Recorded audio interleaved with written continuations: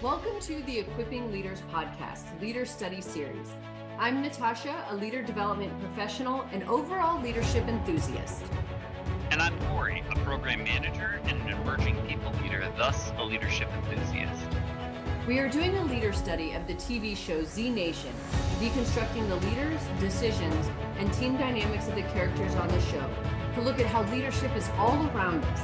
And even if we're not in a position of leadership, we can still demonstrate it in our actions, responses, and opportunities. Z Nation aired from 2014 to 2018, but if you haven't seen it yet, there will be spoilers in these episodes.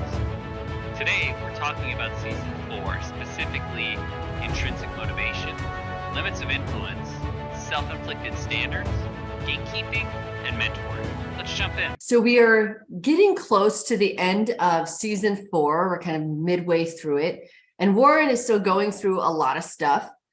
And the team is also going through some stuff. And it's just really interesting to see how the dynamics are working right now and how leadership decisions are working right now due to this chaos that is kind of continuing to even be led by Warren in her lack of clarity in different things. So we're on episode 8, Crisis of Faith. So I will pass it over to you. What were some of the things that stood out to you from this episode? I think the first one is, so you have Kaya in the sky. She's up north still at Camp Northern Light, and you have the zone, what's left of Zona, I guess we can call it, is they've come to like find her, right? Because she's been, given these radio broadcasts, and I think she executes some really great leadership in the perspective of, she understands there's this threat, right? She assesses what the issue is, and she moves to secure her son, the grandma, everything like that. She gets herself set up, but it was a really great snap prioritization, right? So she took care of the people first, then she attempted to, get back up on comms, report out. And I know it's not a leadership thing per se, but I'm always like pilots, right? When they always say, aviate, navigate, communicate. And I think that, it's like that muscle memory of times. And I think she did a great job of, like, from a muscle memory perspective. And I think that's, as a leader, what you want, like, people on your team to be empowered to do, right? Like, go off that gut, go off that instinct. And I think so that was something that really stuck out to me. I don't know about you. No, I agree. And I really liked that as well, because one of the best things that you can have in a teammate, with Kaya now kind of taking the place of that remote teammate, one of the best things you can have is somebody who does know how to be self-sufficient and still do their job, but especially when something under stress, right? Like under stress, that's when you really prove what kind of a team player you are, what kind of a leader you are. And you're absolutely right. I think Kaya did that very well. People first, and now let's figure out how to then reconnect. So yeah, I absolutely agree. I think that Kaya is also really emerging as a leader in her own right, as far as, like, she also didn't need that much. Okay, now you have me really thinking about Kaya. She also didn't really need that much coaching or stuff from Warren to buy into the team, to buy into this mission. I mean, we know she has a relationship with Citizen Z, but I think there's really something to be said about individuals who they don't need as much hand-holding from leaders. Nothing wrong if people do, but there's also just those people who are intrinsically motivated to be a part of something, and that motivation is stronger than anything you can give them externally. Yeah. I that piece too, like you said, doesn't need a lot of coaching and everything. Fine when people do, exactly like you said, but yeah, it's just, I think that some people just have that sort of, she didn't get overwhelmed, right? It's a scary situation, but like didn't get overwhelmed or anything, just executed it. And again, I think priorities were absolutely where I would have put them as well too, which I think is one of those things where it's just like, yeah, easy peasy. Because then on the other side, you have the rest of like Bytemark kind of making this trek up into Canada, right? Just like this continuing heading north thing. And Warren has sort of been um, a little bit more closed off lately as far as sharing those goals. And now you have, I won't call it dissension, but the team, they're not as cohesive. There's sort of like these little side paths, these side conversations. Um, and they're not as well organized, and now they're not moving as quickly or as effectively. And I think that that's like really telling, because, and now this is on topic, but like way off topic. Do you think, like, as a leader, is it like you can get people like complacent almost? Like, so if you're providing this really, really great leadership all the time, very clear goals, we know that's the point, but how do you balance that out? Because now they're dependent, right? It's like they can't move effectively without Warren's input. So like they have like this dependency on her. What's that tipping point of like making sure people are self-sufficient, not, not removing yourself, like talking yourself out of a job, so to speak, but also making sure people are free and independent thinkers? That's a great question. And I think that this whole season kind of shows what those limitations of influence really are, right? So like Warren has been able to be very clear. We've talked about that dozens of times, how she's very clear and concise about what the mission is. And when people have clarity, they are empowered to do other things. And now in this season, we see very, very clearly that without those things, people do find that they don't know how to navigate and move forward. They don't know what their role is here. They don't even know what they're doing. And so I think when I've seen that in the real world, you see these groups or these business units who just, they seem like they're always in chaos, and that there is a lot of dissension and there's all these different things. It's like, yes, because there is a lack of clarity. You're reorging too much, or you are, people don't understand like how what they're doing plays into the main goal or the main mission of the business unit or of the organization. And so I think that, yeah, there is a point where if you are part of a group and you are the de facto leader or the leader, by position of authority, it is your fault and it is your responsibility when when the group kind of falls apart like this, because there is that lack of clarity. Now, let me say this also. Sometimes you're part of a group and there isn't anything going on right now. So you're kind of in this like waiting stage to get to the next project or the next mission or whatever. And so now that shouldn't be very often, because at work, we should always be working on a project. Like there shouldn't necessarily be that time of complacency. But I think that when there is, that's the opportunity too for a leader to create very low risk environments for people to try different things out. It's not going to impact the company's bottom line during that time. It's, it's kind of like, in the military, sorry to bring that up, but in the military, there's you have a training cycle, a deployment cycle, and a rest cycle. So I feel like, there's the time for rest, right? So, of course, take a breath, but then to get people back into between now and the next project, what are these other skills? What are these gaps that we have as a team? Can anybody on the team fill them? Or can we teach each other different things to make us all stronger? I was talking with a leader the other day, and he mentioned that when they're not ramping up to release a product, what they do is they will have different people from the team kind of do like a left seat, right seat thing with other people who know different parts of that product, so they can actually gain that skill. And so that's inner development, right? They're making the team more cohesive, but then they're also teaching this person an additional skill. So you're developing other people. That was a lot of words. I don't know if I answered your question exactly, but I think that really what it is it's the limitations of influence. People will follow you. And if you've been very clear and concise and a good leader, you will have that reputation. But as a leader, you do have to prove it every day. And I think that what we're seeing is that Warren can't do that right now because she is unclear. I'll stop talking now. And Grip, I don't remember what my question was, but good points. No, I'm kidding. Uh, yeah, no, so that's because that's the thing. Because I also think it's interesting. So, like we said, the bite mark team itself is like trying to get to Canada, or they're in Canada, I should say, at this point. They're just on the border. There's a lot of uh, uh, zombies running around.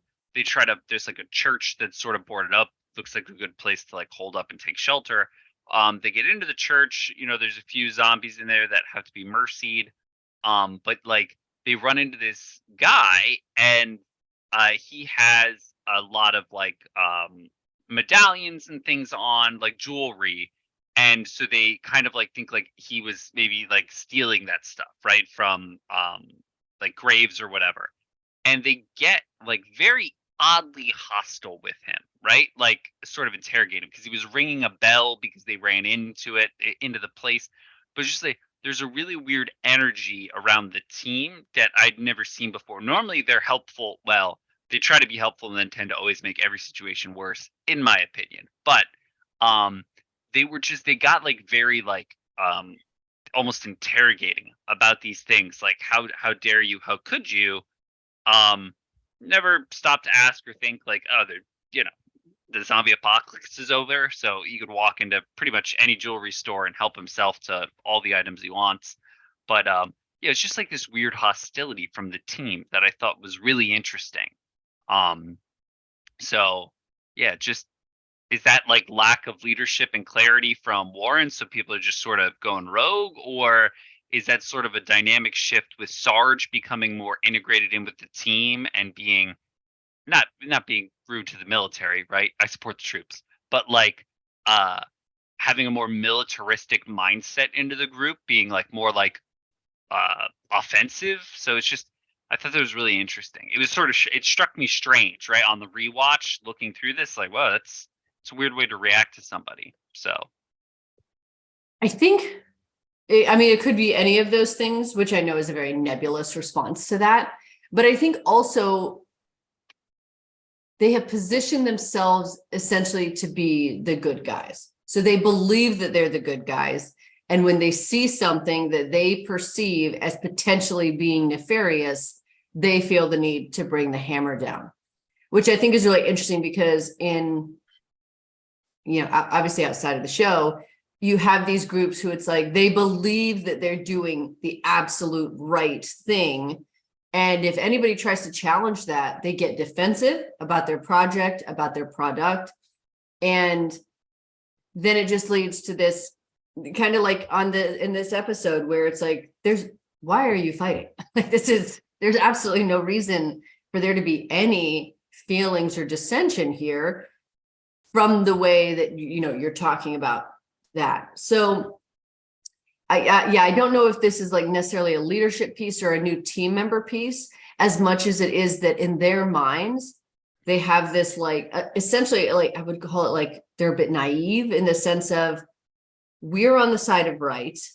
So we're now the police and we're policing up what everyone else is doing, when it's like, nobody asked you to do that. And like you said, there are no rules to this about what is or is not right. Doesn't mean that, we can all just behave poorly, but at the same time, I think that that's such an interesting thing that a lot of teams can fall into, where it's like, we're doing the right thing. We're doing the best thing. We're better than other teams, or we deserve more than other teams, or we do this stuff. And it's like, but who asked you to do that? That's something that was probably self-selected and is now limiting you in how you're interacting and collaborating with others. Matt, that's a really good point.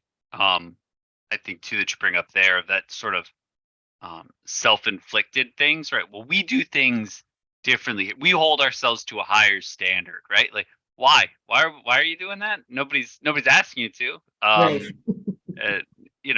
Nothing wrong with that, but at the exact same time, wow, that, boy, you want to talk about pulling up some emotional baggage. Woo!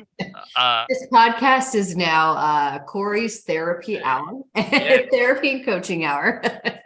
I'm telling you, that is like, yeah, it's because he's helpful in the end too, right? Like, I don't want to dwell on this episode too much. I know we have a lot to talk about today, but he ends up being like a really nice, helpful guy, and I think that's also kind of that meet. It was a while ago. I think we had talked about, like, you don't always have to meet. Sometimes you got to meet aggression with like aggression, right? Or like meet an energy with the same energy, right? It's not like you have to like kill them with kindness type thing. But I think what's interesting here is I don't think he necessarily is trying to kill the team with kindness, but he's like, they're like, we do things this way and blah blah blah. What I do things this way, right? This is how I am. This is who I am. I'm not going to change to adapt to you guys. And I think, especially with the level of hostility he got in the front, I think that was the right call. But I think that was really interesting. And I like, as a leader, I think you have to do that sometimes too with other leaders. Of, how do I meet their energy? What's the appropriate response to meeting that energy? So yeah, interesting. Yeah, I agree. So as we move forward into into the next episode, what I like is that we're getting to know Kaya more. We're just kind of seeing how things are settling with this lack of clarity that people are having, but still this desire to be a team and this desire to support and follow Warren in the hopes, which hope is not a course of action. We both know that, but in the hope that this is going to lead to something somewhere. And so now we're kind of starting to get into a place where we're starting to kind of just learn more about like what that actually looks like for this team. But with this next episode, we get a different story of a place where the team is, and essentially this like news team and what happened, to this group as the zombies kind of encroached upon them. So I know that this is an episode that you really enjoy, so I will pass it back over to you. What were your thoughts? So so one of the reasons, right, to set up the premise why I really like this episode too, is you have the situation that the team is falling in on. They're looking at this news station. It happened, whatever it is now, happened day one, right? Day zero, however you want to look at it, with the zombie outbreak. And the team is walking into it. What I think is interesting is you're getting both flashbacks to what's really happening, and you're following this young, like, new to the news agency broadcaster, right? So I don't understand how journalism works, but it's like she's the newest person, so she doesn't have a big job, right? It's like you got to prove yourself, and from their organization and their hierarchy, it's like the longer you've been here, the better you are, even if you're not the best, right? And so, like, I've worked in organizations like that in the past, right? Where it's totally comes down to who's ever been there the longest. That's the person who's in charge. And you also have so you do the flashbacks, you see her situation, but then you also see the team not knowing any of that backstory, but they're extrapolating from the data that they have available to them what's going on. And so one of the first things that I really think is interesting, and where I felt for the female newscaster in this, when we do the flashback, is she's in that sort of terrible organization, right? A toxic leadership style. There's a lot of people like that are very aggressive. It's all, we need to get the ratings and have the higher thing, and there's like a prima donna kind of newscaster guy, and she's trying to get the big story, to get the big break, to play by their rules. And so that's something that I think is like really, I appreciated her attempt to play by their rules, right? Initially, like, I think that was, I don't think that's how she wanted to do it, but she was able to assess that she didn't have the ability to have the power to make that change yet.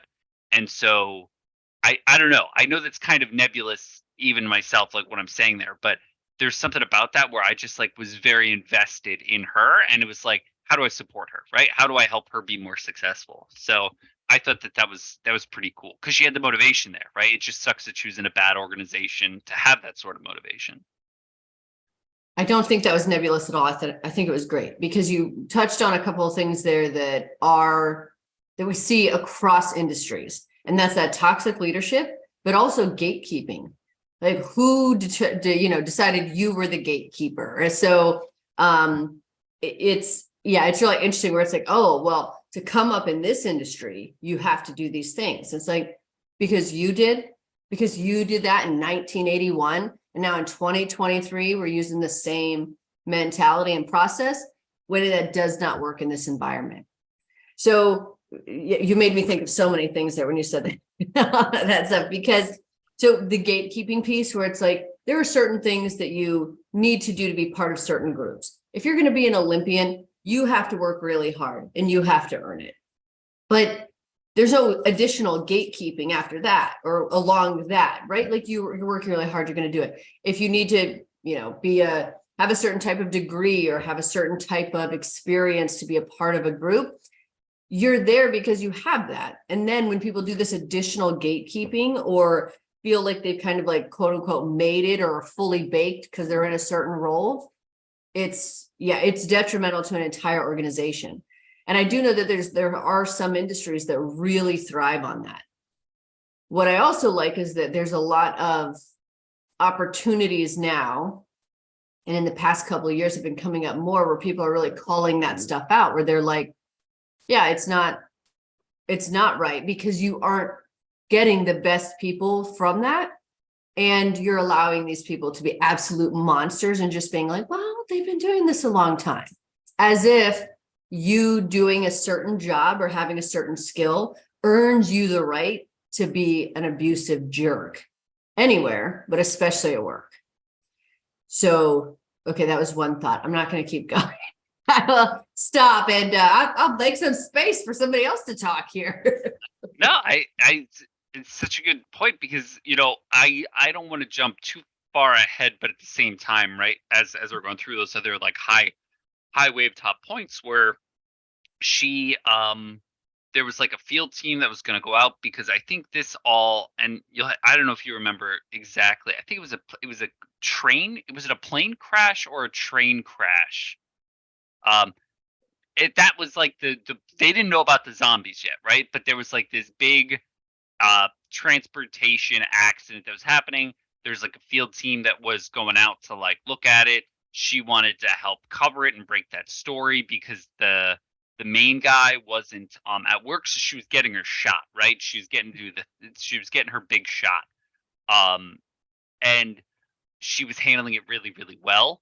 And like that, but then and so that was great, and like she's making it, and she's got her like assistant or makeup guy or whatever, and like they're like, this is it, this is the big break because what's his name isn't here, and then he shows up and they like throw her to the wayside, right? It's like she's doing a good job, right? It's like they're like, oh well, now we have the real guy here.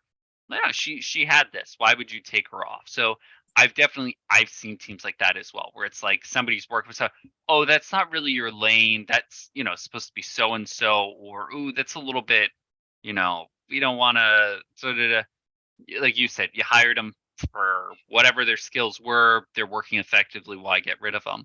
But I thought that was interesting because she was bummed out about it, as I think anybody would be, but she also like didn't let it get her down too much, right? And so it's just like that resiliency, like that internal, like personal resiliency, even in like such a terrible environment, that I thought was like super, super huge to me, So.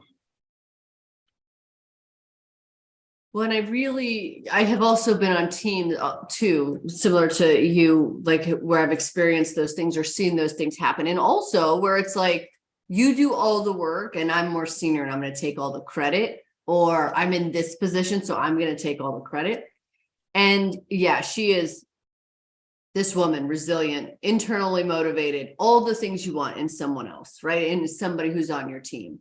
And what I think is so interesting is that people get kind of going back to the gatekeeping or protecting what they perceive as theirs when any of us could fall at any moment, right? Whether we pass away, whether we lose our job, whether we get canceled, like there are just things that can happen where it's like you like trying to keep yourself on a pedestal. There's not a lot of room to move around, right? So it's like the minute so they get so protective of being in that place when in reality, you're going to go eventually at some point. So why not put your effort and those resources into the next people coming up?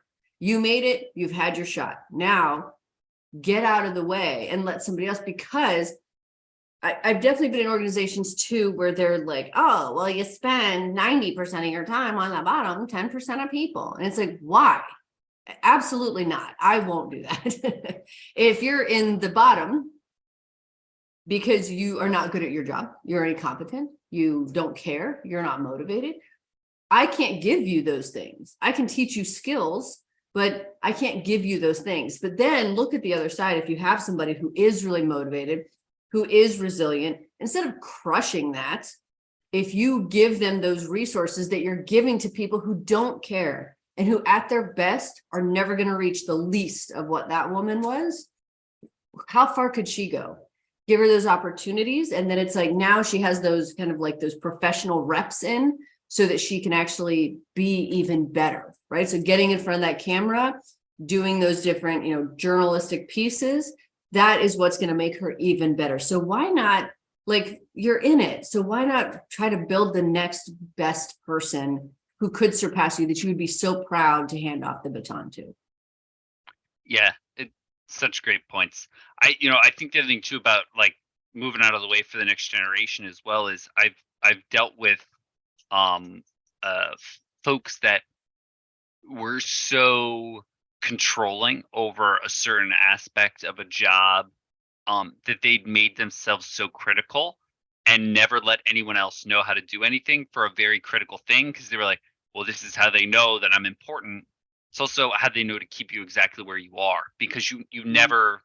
And then those people are looking for either a promotion, right? They want more responsibility, or they want more compensation, and that doesn't happen because all the people that are next to them, under them, however you want to look at it, um, they don't know how to do that job. So that person gets stuck there. Then they become, a little bit disgruntled. Maybe they leave to go to a different organization. They say that organization is like them. And then, like, that's the thing to me is I'll, like, I don't know, I'll badmouth a company all day, so to speak, right? Yeah. Like the $1 billion industry here or there, like, yeah, they'll be fine with me griping about them, right? Airing some dirty laundry. But I also think that that's in that situation is unfair to that company, because it wasn't that they were holding them back. It wasn't that they weren't promoting them. It was that person did nothing. They just passed the blame, right, for their own failings. And, um, I think that that's the thing that sort of sucks, because those are also, from my experience, the folks that become toxic within an organization. And then you have new folks that come in and they're like, oh, you need to go talk to this person. They know a lot about this thing. And they're like, this place is trash, man. Get out while you can. You know, it's just it's such a trickle down thing, because people have that weird control over stuff. So yeah, but this, like I said, this whole news cycle piece, what I think is really interesting too, is you have the team coming in over top of it, sort of making light, right? They're trying to find the satellite, I think, to try to get a hold of Kaya, because, one of the other things that really stuck out to me about this is Kaya was moving really effectively, and then Citizen Z comes back from where he was to try to help out, and uh, is sort of trying to.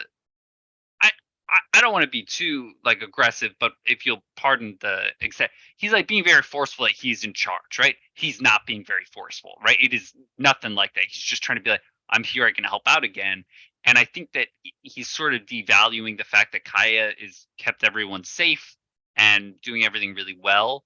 I think he just needs to take a step back and understand that in his absence, things might have changed a little bit, and it's still moving effectively, but he just never really valued what she was doing to her. And I think that was kind of silly. You know, I think Yeah. they definitely will come back from it, but um, that was something that also sort of stuck out, was that it seemed out of character for Citizen Z to me.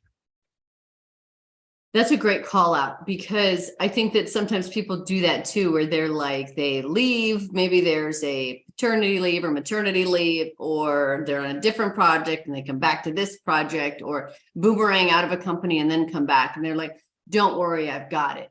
And you're like, it's not in shambles. It's not like you left and nothing fell apart, right? Yeah. So people can absolutely do that. And I think that, I'm not saying this about Citizen Z, but I think that sometimes people, it's an ego thing. Like you can't do this without me, or like, you know what, you take a break. I've got it. Like, I'll take it. It's like, nobody asked you for that. We've done it. We've done it successfully. And yeah, to give people kind of that credit, where it's like, instead stepping back in and saying, where do you need me? Like, how can I support you? What does support look like from me?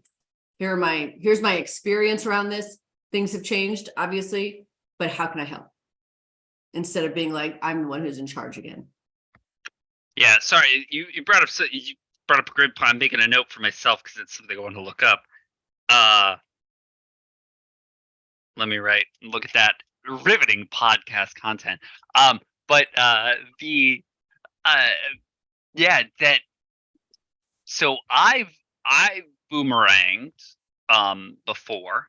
I've moved around a lot within my industry, different same job, different payroll company, essentially, is how I like to joke around about it. But and it's just the nature of the industry that I'm in. It's pretty commonplace. But I definitely I'm like aware of it, but it's like, I don't fall into the trap too much, right? And who knows? I'm gonna make myself sound better than I am always, but it's funny because when you talk to companies that you've worked for previously, right? When they reach out because there's a new opportunity, a new goal, they sort of will.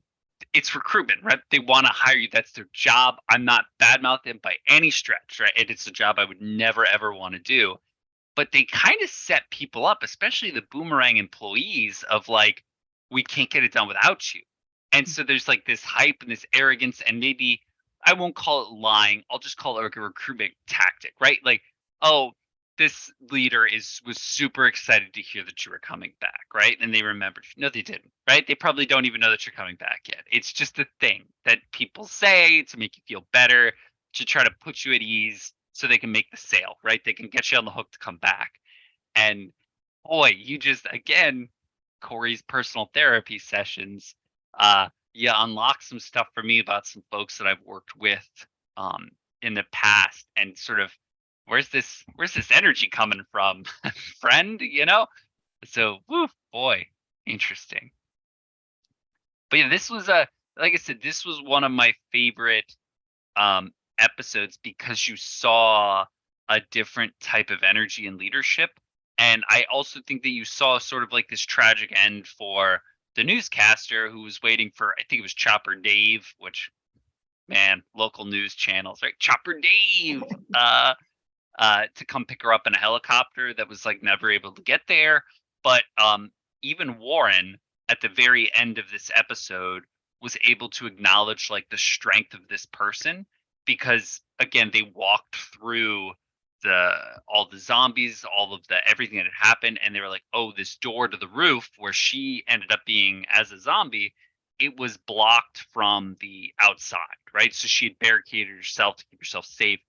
And I thought that was really cool that Warren was able, the rest of the team just sort of like, avoid the zombies, doing their normal thing. But I think in that moment, and when we look at like moving forward with the rest of because Warren's been sort of nebulous, I think she was able to see in this woman the kind of leader that she was at the beginning, like the reminder of back to day zero, and Warren doing some super awesome things.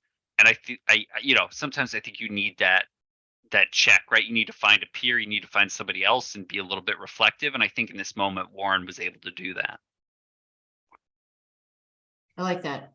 That makes a lot of sense. Yeah, when we have those opportunities to reflect, to be like, yeah, there are just some people who you've like you said, when you first saw the new or met the newscaster woman, there was something about her where you're like, I want her to win. Like, I want to support her. And oftentimes it's because there are qualities that we see that are our own qualities, or qualities that we really respect, that we wish we could build more of in other people. So we want to just get behind that person and throw all of our support.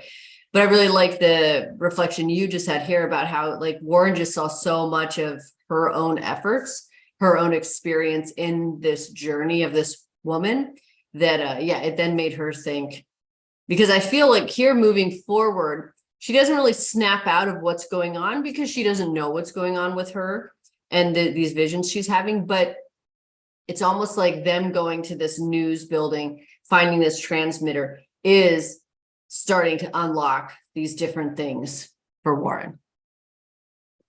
Yeah, it's a really great point.